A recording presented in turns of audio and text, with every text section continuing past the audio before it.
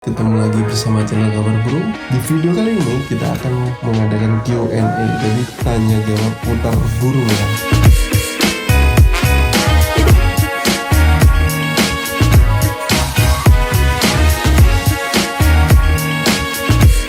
Di video ini kita akan membahas tentang tanya jawab seputar komentar-komentar Kicomania yang ditulis di beberapa video yang sudah saya upload. Ada beberapa komentar yang menarik nih. Mungkin juga jadi problem bersama. Enggak cuma Kicomania ini yang mengalami masalah tersebut, mungkin juga dari beberapa Anda mungkin juga mengalami hal sama. Nah, di sini saya akan sebisa mungkin menjawab sesuai dengan apa yang saya dapat dari sepanjang saya meliput beberapa gacuan nasional. Nah, ini dari Sumarna, cara nurunin birahi betina gimana? Apa wajib mandi malam? Lorbet betina emang sering kali dapat problem di birahinya ya, karena memang susah banget untuk settingan undulan.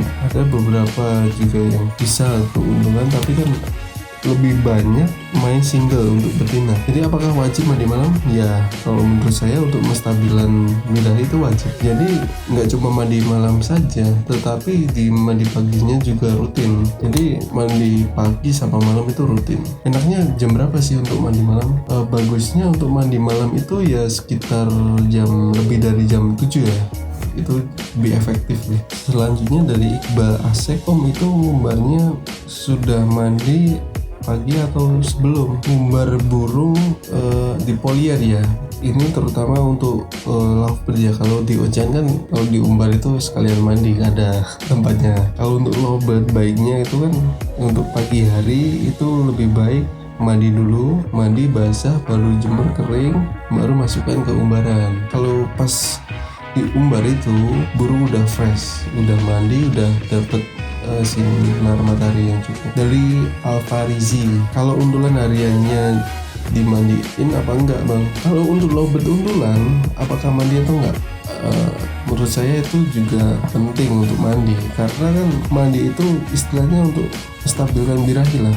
Dimana burung koloni lovebird ini kan dikurung nih di tempat yang kecil, jadi kan birahi naik. Dan apalagi setiap hari dipakai lomba atau setiap minggu sekali, itu memang lovebird undulan itu mandi. Biasanya kalau yang dialami burung-burung konslet kebanyakan itu mandi sendiri. Ada juga yang nggak mau mandi sendiri dan sama pemiliknya disemprot manual. Berapa lama dihujanin? Untuk terapi hujan paling bagus itu berapa lama? Jadi kalau terapi hujan itu di waktunya sendiri itu lebih bagus pagi hari ya. Kalau emang nggak bisa pagi, hujannya ternyata sore, itu ya lebih baik jangan lebih dari jam 5 sore. Kalau untuk berapa lama dihujanin itu tergantung kondisi waktu hujan tersebut.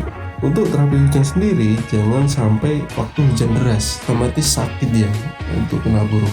Lebih baik waktu gerimis itu terus dihujanin, kita lihat aja itu posisi burung udah terlihat basah, langsung kita angkat aja. Setelah kita terapi hujan itu jangan lupa untuk dibilas pakai air tawar. Dari Eko JR, aku mau tanya, kalau lovebird merem itu dikarenakan kenapa ya Om? Lovebird merem itu yang kemarin lah yang dialami sama Cengil itu gacuan barunya Om Sigit itu, karena dia dicoba diuntulkan sama jokinya di gantangan, dia nggak fake, jadi males bunyi, jadi terlalu nyaman lah sama jodohnya. Apabila ini dialami untuk lovebird untulan, sesering mungkin dicabut lah sama undulannya sehari sekali pas penjemuran atau pas nyoba. Jangan sampai berlarut-larut berhari-hari sama undulannya, itu kan pengaruh sama si gacuannya ini, jadi keenakan lah sama undulannya. Untuk masterin yang cakep, walang kece apa lo berdurasi ya.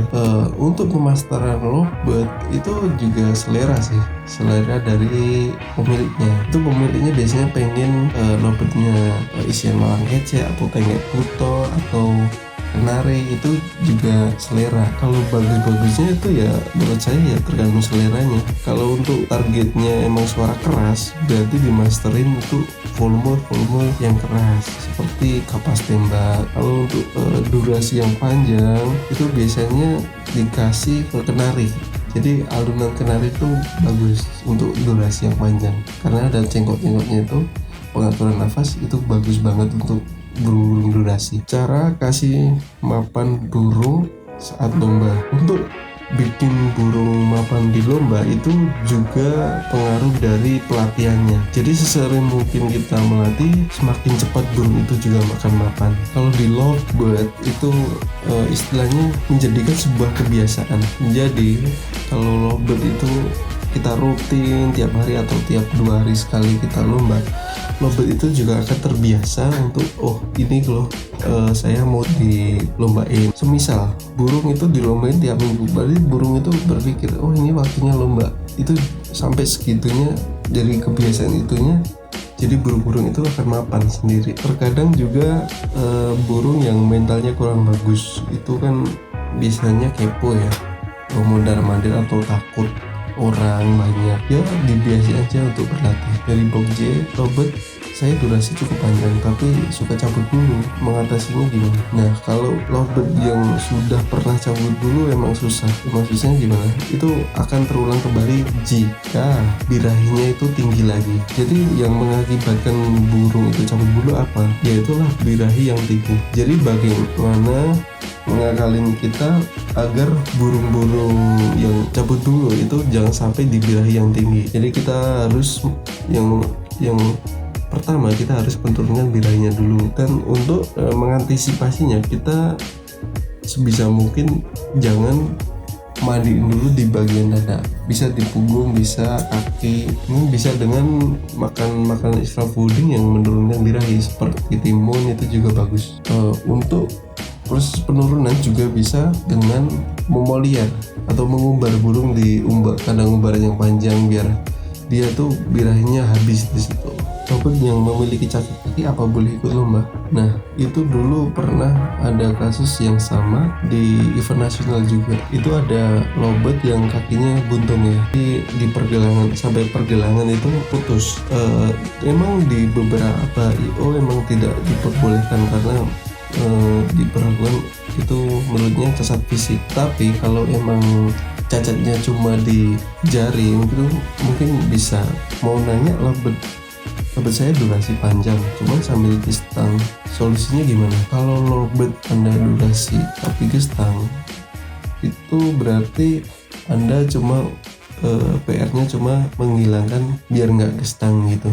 Biasanya akan gestang apabila tangkingannya kecil. Nah, kita mengakalinya, kita pesankan mungkin di pengrajin kayu, kita pesan tangkingan yang agak lebar, seperti kotak gitu, yang lebar biar dia nggak bisa gestang di situ.